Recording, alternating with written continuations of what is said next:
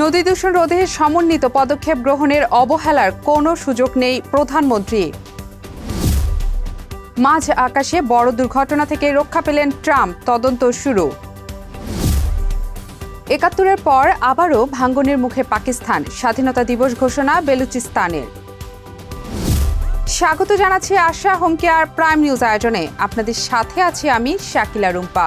এতক্ষণ শিরোনাম দেখছিলেন, এবারে বিস্তারিত। ছোটবেলায় আমাকে রেখে মা যখন কাজে যেতেন তখন তার দুশ্চিন্তার শেষ ছিল না, আর এখন আমার সেই অবস্থা। চিন্তা নেই, আপনার পাশে আছে আশা লেক্সা। এবার মাঝ আকাশে অল্পের জন্য বড় দুর্ঘটনা থেকে রক্ষা পেলেন মার্কিন প্রেসিডেন্ট ডোনাল্ড ট্রাম্প। ওয়াশিংটনের আকাশে ট্রাম্পকে বহনকারী মেরিন ওয়ান হেলিকপ্টার এবং একটি যাত্রীবাহী বিমানের দূরত্ব বিপদসীমার নিচে চলে আসে। হোয়াইট হাউস প্রেসিডেন্ট পুরোপুরি নিরাপদ ছিলেন বলে দাবি করলেও ঘটনাটি গুরুত্বের সাথে তদন্ত করছে মার্কিন এভিয়েশন কর্তৃপক্ষ।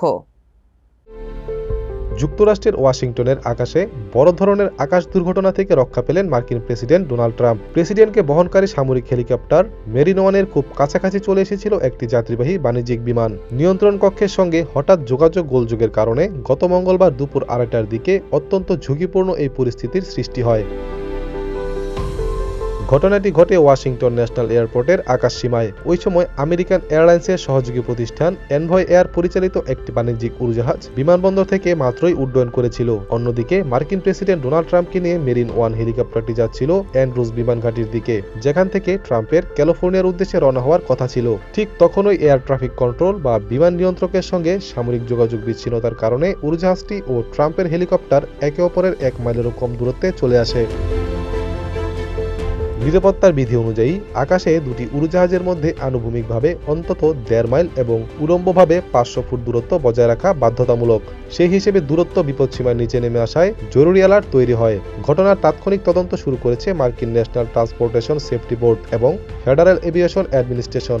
এনটিএসবি জানিয়েছে, আকাশে দুটি এয়ারক্রাফটের নিরাপদ দূরত্ব বজায় না থাকার সুনির্দিষ্ট কারণ খতিয়ে দেখা হচ্ছে এবং তদন্তের উপর ভিত্তি করে প্রয়োজনীয় প্রশাসনিক ব্যবস্থা নেওয়া হবে। তবে এই ঘটনাকে ঘিরে তৈরি হওয়া উদ্বেগ উড়িয়ে দিয়েছেন হোয়াইট হাউস। বিতর্ক ও উৎকণ্ঠা জবাবে হোয়াইট হাউসের মুখপাত্র কুশ দেশাই জানিয়েছেন, মেরিন ওয়ানের দায়িত্বে থাকেন বিশ্বের সেরা ও অত্যন্ত দক্ষ বৈমানিকরা। তিনি স্পষ্ট দাবি করেন, কোনো মুহূর্তেই প্রেসিডেন্ট ডোনাল্ড ট্রাম্প কোনো ধরনের নিরাপত্তার ঝুঁকিতে বা বিপদে ছিলেন না।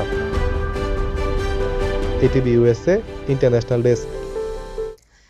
পাকিস্তান থেকে বিচ্ছিন্ন হয়ে নিজেদের স্বাধীন রাষ্ট্র ঘোষণা করার কয়েক সপ্তাহের মাথায় এবার একটি নির্দিষ্ট দিনকে স্বাধীনতা দিবস হিসেবে ঘোষণা করল বেলুচ বিদ্রোহীরা। বিস্তারিত আন্তর্জাতিক ডেস্কের প্রতিবেদনে। ৭১-এর পর আবারও ভাঙনের মুখে পাকিস্তান। স্বঘোষিত সংগঠন রিপাবলিক অব বেলুচিস্তান জানিয়েছে, প্রতি বছর ১১ আগস্ট তারা বেলুচিস্তান স্বাধীনতা দিবস হিসেবে পালন করবে। গত ৩ আগস্ট প্রকাশিত এক বিবৃতিতে এই ঘোষণা দেয় সংগঠনটি। বিশ্বের বিভিন্ন প্রান্তে ছড়িয়ে থাকা বেলুচ জনগোষ্ঠীকে দিনটি একযোগে উদযাপনের ডাক দিয়েছেন বেলুচ মুক্তি আন্দোলনের নেতা মীর ইয়ার বেলুচ। তিনি বাড়ি ঘর, বাজার, দোকান ও শিক্ষা প্রতিষ্ঠান সহ জনসমাগম স্থলে স্বাধীন বেলুচিস্তানের পতাকা তোলার আহ্বান জানিয়েছেন, যাতে নতুন প্রজন্মের কাছে দিনটির ঐতিহাসিক গুরুত্ব পৌঁছায়। সংগঠনটির দাবি, ভারত ভাগ হওয়ার পর থেকেই এই অঞ্চলে দীর্ঘস্থায়ী সংঘাত, সন্ত্রাসবাদ ও রাজনৈতিক অস্থিরতা লেগে আছে। উদাহরণ হিসেবে কাশ্মীর ইস্যু, ১৯৪৮ সালে বেলুচিস্তানে সামরিক অভিযান, ৭১-এ পূর্ব পাকিস্তানের যুদ্ধ, সোভিয়েত আফগান যুদ্ধ এবং ১৯৯৮ সালে জাগাইয়ে পাকিস্তানের পারমাণবিক পরীক্ষার মতো ঘটনার উল্লেখ করেছে সংগঠনটি। বিবৃতিতে বলা হয়, পাকিস্তানের বর্তমান কাঠামোর মধ্য থেকে এই অঞ্চলে স্থায়ী শান্তি বা উন্নয়ন সম্ভব নয়। তাই আন্তর্জাতিক সম্পদের কাছে স্বাধীন ও সার্বভৌম বেলুচিস্তানকে স্বীকৃতি দেওয়ার আহ্বান জানিয়েছেন সংগঠনটি, যারা নিজেদের ৬ কোটি বেলুচ জনগণের প্রতিনিধি হিসেবে দাবি করছে। ১১ আগস্ট দিনটি বেছে নেওয়ার পেছনে যুক্তি হিসেবে সংগঠনটি জানায়, ১৯৪৭ সালের এই দিনে ব্রিটিশ শাসনের অবসানের সময় বেলুচিস্তান প্রথমবার স্বাধীনতা ঘোষণা করেছিল, যে খবর তখন নিউ ইয়র্ক টাইমস সহ আন্তর্জাতিক গণমাধ্যম এবং অল ইন্ডিয়া রেডিওতেও প্রচারিত হয়েছিল বলে দাবি তাদের। এই ঘোষণার পর পাকিস্তান সরকারের তরফ থেকে এখনো কোনো সরকারি প্রতিক্রিয়া আসেনি। তবে 1971 সালে পূর্ব পাকিস্তান স্বাধীন বাংলাদেশ হিসেবে আত্মপ্রকাশ করার পর এবার পাকিস্তান আরেকবার বিভক্ত হতে যাচ্ছে কিনা এ নিয়ে আন্তর্জাতিক মহলে জল্পনা বাড়ছে। ATV USA international desk. প্রবাসী বাংলার সংস্কৃতির আবহ ধরে রাখতে ও পারস্পরিক সম্প্রীতি বৃদ্ধির লক্ষ্যে নিউ জার্সিতে অনুষ্ঠিত হলো বনভোজন। 29 জুলাই বুধবার চট্টগ্রাম সমিতি নিউ জার্সির উদ্যোগে আয়োজিত এই প্রাণবন্ত বনভোজন পরিণত হয় প্রবাসী বাঙালিদের মিলন মেলায়। নিউ জার্সি থেকে সুব্রত চৌধুরীর রিপোর্ট। শহরের কোলাহল, ব্যস্ততা আর কংক্রিটের দেয়ালের গণ্ডি পেরিয়ে ক্যাবমে কাউন্টি পার্কে প্রবাসী বাংলাদেশিরা দিনটি কাটিয়েছেন হাসি, গল্প, গান ও মিলন মেলার মধ্য দিয়ে। আমরা ক্যাবমে ঘুরতে আসছি চিটাগং কমিটি থেকে। আমাদের খুব ভালো লাগছে, আমরা এনজয় করতেছি। অনুকূল আবহাওয়ায় প্রবাসী বাংলাদেশি, তাদের পরিবার পরিজন ও কমিউনিটির বিশিষ্টজনেরা অংশ নেন এই বনভোজনে। সকালের নরম রোদ, দুপুরের উষ্ণতা আর বিকেলের স্নিগ্ধতায় দিনটি হয়ে ওঠে স্মরণীয়। প্রতি বছরের মতো আমরা চট্টগ্রাম সমিতি বনভোজন আয়োজন করে থাকি।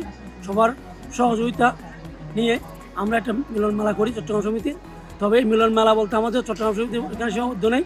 এখানে ঢাকা, নোয়াখালী সব ডিস্ট্রিক্টের লোকগুলো আসে, এখানে আমাদের সাথে একত্রিত হয়। এই বনভোজনে বিভিন্ন আয়োজনের মধ্যে ছিল শিশু, পুরুষ ও নারীদের জন্য বিভিন্ন ধরনের খেলাধুলা। বনভোজনে বিভিন্ন ধরনের মুখরোচক দেশীয় খাবারের আয়োজনও ছিল। এই বছর এখানে আসি, অনেক স্মৃতি হয়। আশা রাখি গত বছরের মধ্যে বড় সুন্দর স্মৃতি হবে। প্রচুর সমাগম মানুষের, বন্ধু বান্ধব, আত্মীয় স্বজন, ফ্যামিলি রিউনিয়ন আসতে পারে, খুবই ভালো লাগছে। দুপুরের খাবার শেষে শুরু হয় অংশগ্রহণকারীদের জন্য খেলাধুলা ও বিনোদনমূলক আয়োজন। এছাড়া প্রবাসী চট্টগ্রামের কৃতি শিক্ষার্থীদের সম্মাননা প্রদান করা হয়। বনভোজনে সঙ্গীত পরিবেশন করে সবাইকে মাতিয়ে রাখেন জলি দাস, নীলাদ্রি চৌধুরী, জয়ন্ত সিনহা ও স্বপন দাস। চট্টগ্রামের বনভোজনে এসে খুবই আনন্দ উপভোগ করছি। তারা সুন্দরভাবে আয়োজন করছে, এই জন্য চট্টগ্রামবাসীকে ধন্যবাদ জানাচ্ছি। ছোটদের দৌড় প্রতিযোগিতা থেকে শুরু করে নারীদের বালিশ খেলা, সব আয়োজনে ছিল প্রাণের ছোঁয়া। বনভোজনের সার্বিক তত্ত্বাবধানে ছিলেন আব্দুর রফিক, মঞ্জুরুল হক, নূর মোহাম্মদ, বিপ্লব দাস, মোহাম্মদ কবির প্রমুখ। অতিথিরা প্রবাসে এমন মিলন মেলার আয়োজনের ভূয়সী প্রশংসা করেন এবং ভবিষ্যতে এ ধরনের আয়োজন আরো বিস্তৃত করার আহ্বান জানান। চট্টগ্রাম সমিতি নিউ জার্সির পক্ষে আব্দুর রফিক বনভোজন সফল হওয়ায় সংশ্লিষ্ট সবাইকে ধন্যবাদ জানান। Subrata Chowdhury, ATV USA, new jersey, America. Atlantic সিটির প্রয়াত জননেতা ও দীর্ঘদিনের জনপ্রতিনিধি আর্নেস্ট ডি কোর্সি সিনিয়রের প্রতি সর্বোচ্চ নাগরিক সম্মান জানাতে আটলান্টিক সিটির সিটি হলের নামকরণ করা হলো তাঁর নামে। বুধবার 5 আগস্ট সকালে তার প্রথম মৃত্যুবার্ষিকীতে এক বিশেষ অনুষ্ঠানের মাধ্যমে এই নামকরণ আনুষ্ঠানিকভাবে সম্পূর্ণ হয়। এই অনুষ্ঠানের মাধ্যমে প্রয়াত আর্নেস্ট ডি কোর্সির জীবন, নেতৃত্ব এবং আটলান্টিক সিটির প্রতি তার দীর্ঘদিনের অবদানের প্রতি শ্রদ্ধা জানানো হয়। তার মৃত্যুর প্রথম বার্ষিকীতে আটলান্টিক সিটির সিটি হল আনুষ্ঠানিকভাবে আর্নেস্ট ডি কোর্সির নামে উৎসর্গ করা হয়। এই নামকরণ প্রসঙ্গে সিটি মেয়র মার্টি এসমল সিনিয়র বলেন, আমরা একত্রিত হয়েছি এমন একজন মানুষের উত্তরাধিকারকে সম্মান জানাতে, যিনি তার সেবা, নেতৃত্ব ও নিষ্ঠার মাধ্যমে আটলান্টিক সিটির মানুষের হৃদয়ে স্থায়ী স্থান করে নিয়েছেন। এই নামকরণ তার অবদানকে ভবিষ্যৎ প্রজন্মের কাছে স্মরণীয় করে রাখবে। মৃত্যুকালে Ernest Corsi Atlantic City mayor Marty Small সিনিয়রের চিফ অব স্টাফ হিসেবে দায়িত্ব পালন করছিলেন। তার কর্মজীবনে তিনি সিটি প্রশাসনের বিভিন্ন গুরুত্বপূর্ণ উদ্যোগ বাস্তবায়নে গুরুত্বপূর্ণ ভূমিকা পালন করেন এবং জনসেবার প্রতি তার অঙ্গীকারের জন্য ব্যাপকভাবে সম্মানিত ছিলেন। অনুষ্ঠানে সিটি মেয়র, নিউ জার্সির প্রাক্তন গভর্নর জেমস সি ম্যাকগ্রিভে, সিটি কাউন্সিলের ভাইস প্রেসিডেন্ট কলিম শাহবাজ, সিটির ব্যবসায়ী প্রশাসক, কোর্সির স্ত্রী, পুত্র, ভাই বক্তব্য রাখেন। অনুষ্ঠানে সিটি প্রশাসনের কর্মকর্তাবৃন্দ, কাউন্সিলরগণ, কমিউনিটির নেতৃবৃন্দ, পরিবারের সদস্য এবং সাধারণ নাগরিকরা অংশ নেন। এই উৎসর্গ অনুষ্ঠান আর্নেস্ট কোর্সির কর্মময় জীবন, নেতৃত্ব এবং আটলান্টিক সিটির উন্নয়নে তার স্থায়ী অবদানকে স্মরণ ও উদযাপনের একটি তাৎপর্যপূর্ণ উপলক্ষ ছিল বলে মনে করেন সংশ্লিষ্ট genre. Subrata Chowdhury, ATV USA, Atlantic city, new jersey, America. এবার ছোট্ট একটা বিরতি নিচ্ছি, ফিরে এসে থাকছে আড়িয়াল বিলের 5 প্রজাতির দেশি মাছে মিলল মাইক্রোপ্লাস্টিক, শীর্ষে কই। ব্যস্ততার কারণে বাবা মার সঠিক যত্ন নিতে পারছিলাম না, তারপর সন্ধান পেলাম আশা হোম কেয়ারে। আশা হোম কেয়ার, ভালোবাসার পরশে প্রবীণদের পাশে।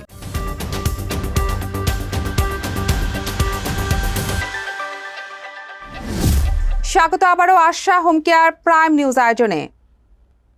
প্রধানমন্ত্রী তারেক রহমান বলেছেন, নদী দূষণ এখন দুর্বিষহ পর্যায়ে পৌঁছেছে।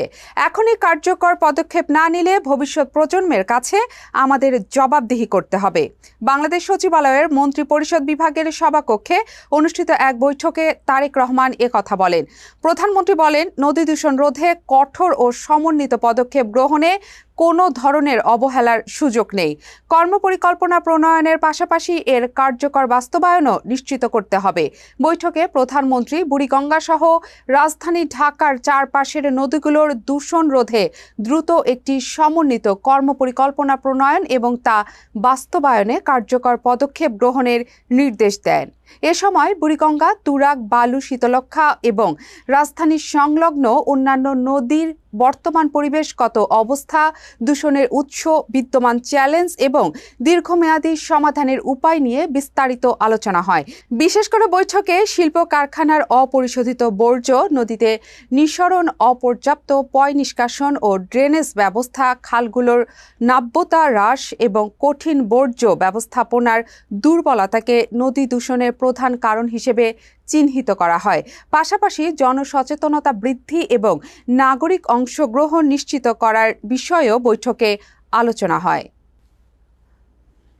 রাষ্ট্রপতি নির্বাচনের তফসিল ঘোষণা করেছে নির্বাচন কমিশন। রাজধানীর আগারগাঁওয়ে নির্বাচন ভবনে ইসি সচিবালয়ের সিনিয়র সচিব আক্তার আহমেদ রাষ্ট্রপতি নির্বাচনের তফসিল ঘোষণা করেন। ঘোষিত তফসিল অনুযায়ী রাষ্ট্রপতি নির্বাচনের মনোনয়নপত্র দাখিলের শেষ সময় 13 আগস্ট। ভোট গ্রহণ হবে 20 আগস্ট বৃহস্পতিবার বেলা 2টা থেকে বিকেল 5টা পর্যন্ত জাতীয় সংসদের সংসদ অধিবেশন কক্ষে। ঘোষিত তফসিল অনুযায়ী 13 আগস্ট সকাল 10টা থেকে 4টা পর্যন্ত প্রধান নির্বাচন কমিশনার অর্থাৎ নির্বাচন কর্মকর্তার অফিস কক্ষে মনোনয়নপত্র দাখিল করতে হবে। 16 আগস্ট রোববার সকাল 10টা থেকে ইসি ভবনে মনোনয়নপত্র পরীক্ষা বা বাছাই করা হবে। প্রার্থিতা প্রত্যাহারের শেষ সময় 18 আগস্ট মঙ্গলবার বিকেল 4টা পর্যন্ত। আর ভোট গ্রহণের 20 আগস্ট বৃহস্পতিবার বেলা 2টা থেকে বিকেল 5টা পর্যন্ত। বৃহস্পতিবার বিকেলের মধ্যে মহেশখালীর ভাসমান এলএনজি টার্মিনাল থেকে গ্যাস সরবরাহ শুরু হবে বলে জানিয়েছেন জ্বালানি মন্ত্রী ইকবাল হাসান মাহমুদ। সচিবালয়ে সাংবাদিকদের সাথে আলাপকালে কথা বলেন তিনি। মন্ত্রী জানান, 2-3 দিনের মধ্যে আগের মতোই সরবরাহ শুরু হবে। গত 21 জুলাই বেলা 11:30টার দিকে মহেশখালীর ভাসমান এলএনজি টার্মিনালের গ্যাস সরবরাহ লাইনে যান্ত্রিক ত্রুটি দেখা দেওয়ায় জাতীয় গ্রিডে গ্যাস সরবরাহ সম্পূর্ণ বন্ধ হয়ে যায়। এতে ভয়াবহ গ্যাস সংকটে পড়ে দেশ। গ্যাস সংকটে শিল্প কারখানাগুলো কর্মীদের ছুটি দিয়ে উৎপাদন বন্ধ রেখেছে। এই পরিস্থিতির 16 দিন পর ত্রুটি মেরামত শেষে আবারও বুধবার রাত 2:45 থেকে টার্মিনাল থেকে সীমিত পরিসরে জাতীয় গ্রিডে গ্যাস সরবরাহ শুরু হবে। সংশ্লিষ্ট সূত্র জানিয়েছে, প্রাথমিকভাবে দৈনিক প্রায় 100 MMSCFD হারে গ্যাস সরবরাহ করা হচ্ছে। এদিকে সচিবালয়ে ভারতের হাই কমিশনার দীনেশ ত্রিবেদীর সঙ্গে বৈঠক করেন জ্বালানি মন্ত্রী। বৈঠক শেষে তিনি বলেন, পাইপলাইনের মাধ্যমে ভারত থেকে আরও বেশি ডিজেল চেয়েছে বাংলাদেশ। আগামী 48 ঘন্টার মধ্যে দেশের 6 জেলার নিম্নাঞ্চল প্লাবিত হতে পারে বলে জানিয়েছেন বন্যা পূর্বাভাস ও সতর্কীকরণ কেন্দ্র। বৃহস্পতিবার সকাল থেকে পরবর্তী 48 ঘন্টার সতর্কবার্তায় এই পূর্বাভাস দেওয়া হয়েছে। সতর্কবার্তায় বন্যা তথ্য কেন্দ্র জানিয়েছে, আগামী 24 থেকে 48 ঘন্টায় সুরমা, কুশিয়ারা অববাহিকাভুক্ত সিলেট ও সুনামগঞ্জ জেলা এবং ব্রহ্মপুত্র যমুনা অববাহিকাভুক্ত কুড়িগ্রাম, গাইবান্ধা, জামালপুর ও বগুড়া জেলার নিম্নাঞ্চল প্লাবিত হতে পারে। পূর্বাভাসে আরও বলা হয়েছে, পূর্বাঞ্চলীয় ও দক্ষিণ পূর্বাঞ্চলীয় চট্টগ্রাম বিভাগের গোমতী, মহুরী, নোয়াখালী খাল, রহমতখালী খাল ও ফেনী নদীসমূহের পানির সমতল বৃদ্ধি পেয়েছে। অপরদিকে সেলেনিয়া নদীর পানি সমতল হ্রাস পেয়েছে। গত 24 ঘণ্টায় রংপুর ও রাজশাহী বিভাগের আত্রাই, ঘাঘর, পুনর্ভবা, টাঙ্গন, করতোয়া ও যমুনেশ্বরী নদীসমূহের পানি সমতল বৃদ্ধি পেয়েছে বলে জানিয়েছে বন্যা সতর্ক কেন্দ্র। এদিকে ময়মনসিংহের বিভাগের সোমেশ্বরী, ভুগাই ও কংস নদীসমূহের পানির সমতল বৃদ্ধি পেয়েছে, যা আগামী 2 দিন হ্রাস পেতে পারে। তৃতীয় দিন স্থিতিশীল থাকতে পারে। দেশের বাজারের বেশিরভাগ টুথপেস্টে মাইক্রোপ্লাস্টিক পাওয়ার খবরের রেশ কাটতে না কাটতেই এবার দেশীয় 5 প্রজাতির ছোট মাছে উদ্বেগজনক মাত্রায় এই ক্ষতিকর উপাদান শনাক্ত করলেন গবেষকরা। বিস্তারিত প্রতিবেদনে। এবার গবেষণায় দেশীয় প্রজাতির ছোট মাছে মিলল মাইক্রোপ্লাস্টিক। বাংলাদেশ কৃষি বিশ্ববিদ্যালয়ের ফিশারিজ ম্যানেজমেন্ট বিভাগের একদল গবেষক ঢাকার অদূরে মধ্যাঞ্চলের সর্ববৃহৎ জলাভূমি আড়িয়াল বিলের কই, বাটা, মিনি, গুলশা ট্যাংরা ও পুঁটি মাছে এই গবেষণা চালান। মাছের অন্ত্র ও ফুলকার পাশাপাশি খাওয়ার উপযোগী মাংসপেশিতেও প্লাস্টিকের এই সূক্ষ্ম কণা মিলেছে বলে জানিয়েছেন গবেষকরা। তাদের ভাষ্যমতে এখনো এইসব মাছ খাওয়ায় সরাসরি স্বাস্থ্য ঝুঁকির প্রমাণ না থাকলেও দীর্ঘমেয়াদে মানব স্বাস্থ্য ও খাদ্য নিরাপত্তার উপর এর নেতিবাচক প্রভাব পড়তে পারে। সবচেয়ে বেশি মাইক্রোপ্লাস্টিক মিলেছে কই মাছে। এর মাংসপেশিতে গড়ে প্রায় 1টি করে, অন্ত্রে 1.70 থেকে 1.90টি এবং ফুলকায় 1.30 থেকে 1.40টি করে কণা পাওয়া গেছে। সর্বভুক স্বভাবের কারণে তলদেশের পলি ও প্লাঙ্কটনের সঙ্গে মিশে থাকা প্লাস্টিক কণাও সহজে গ্রহণ করে এই কই মাছ। কইয়ের পরই সবচেয়ে বেশি মাইক্রোপ্লাস্টিক মিলেছে তৃণভোজী বাটা মাছে। এর অন্ত্রে বর্ষা মৌসুমে সর্বোচ্চ 1.50টি এবং মাংসপেশিতে 0.80 থেকে 0.90টি করে কণা শনাক্ত হয়েছে। মেনি মাছের অন্ত্রে শীত ও শুকনো মৌসুমে তুলনামূলক বেশি কণা মিললেও মাংসপেশিতে ছিল 0.60 থেকে 0.70টির মধ্যে। একই ধরনের প্রবণতা দেখা গেছে গুলশা ট্যাংরায়, যার অন্ত্রে শীত মৌসুমে সর্বোচ্চ 1.30টি এবং মাংসপেশিতে 0.50 থেকে 0.80টি কণা পাওয়া গেছে। সবচেয়ে কম মাইক্রোপ্লাস্টিক শনাক্ত হয়েছে ছোট আকারের সর্বভুক পুঁটি মাছে, যার মাংসপেশিতে মাত্র 0.50 থেকে 0.51টি কণা মিলেছে। এর আগেও বুড়িগঙ্গা, তুরাগ, পুরাতন ব্রহ্মপুত্র, চলনবিল, হাওড়াঞ্চল ও সুন্দরবন উপকূলের মাঝে মাইক্রোপ্লাস্টিক শনাক্ত হয়েছিল। তবে আড়িয়াল বিলের মাছ, পানি ও পলিমাটি নিয়ে এটি প্রথম পূর্ণাঙ্গ গবেষণা। গবেষণা দলের প্রধান ডক্টর মোহাম্মদ শাহজাহান বলেন, আতঙ্কিত না হয়ে এখন উৎস থেকে প্লাস্টিক দূষণ নিয়ন্ত্রণে মনোযোগ দেওয়া জরুরি। ATV USA news desk. আবারও একটা বিরতি নিচ্ছি, ফিরে এসে থাকছে ভুলের জন্য ক্ষমা চাইলেন ইনফান্তিনো, থাকছেন ফিফার শীর্ষ পদে।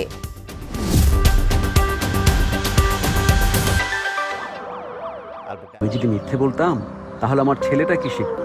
বাবা সব সময় সাদাকে সাদা এবং কালোকে কালো বলি। সাপ্তাহিক সাদা কালো, আমরা সাদাকে সাদা, কালোকে কালো বলি।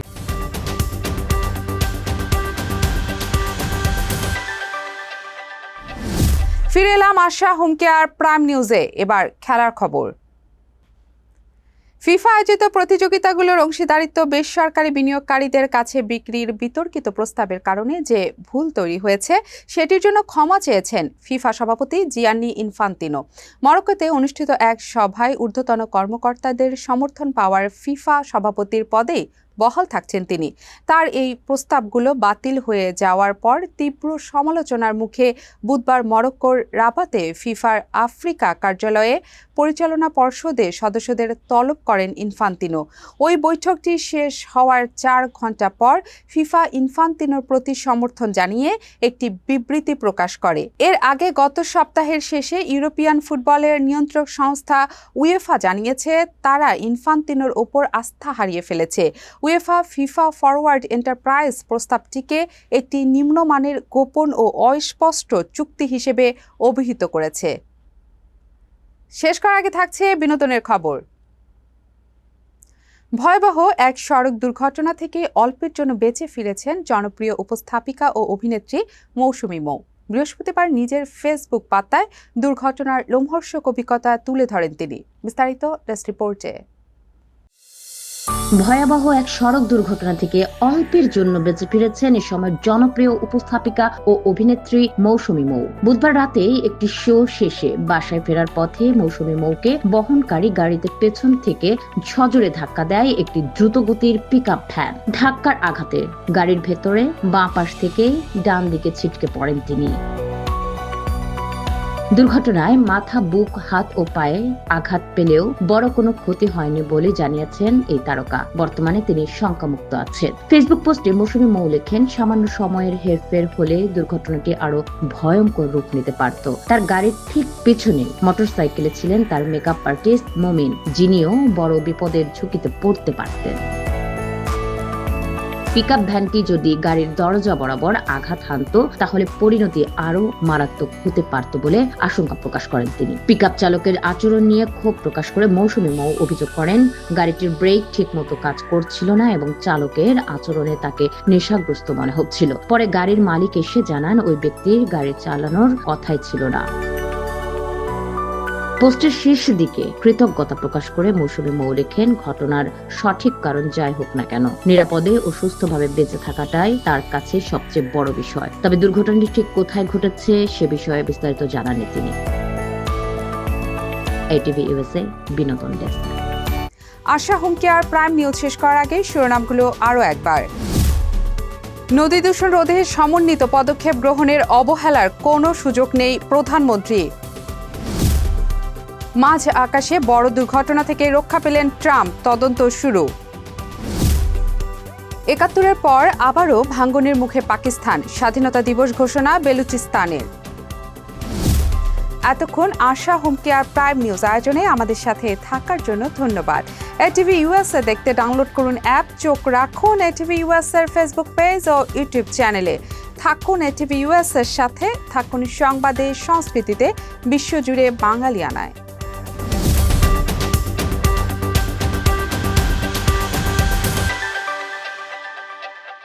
ATV USA বিশ্বজুড়ে বাঙালিয়ানা।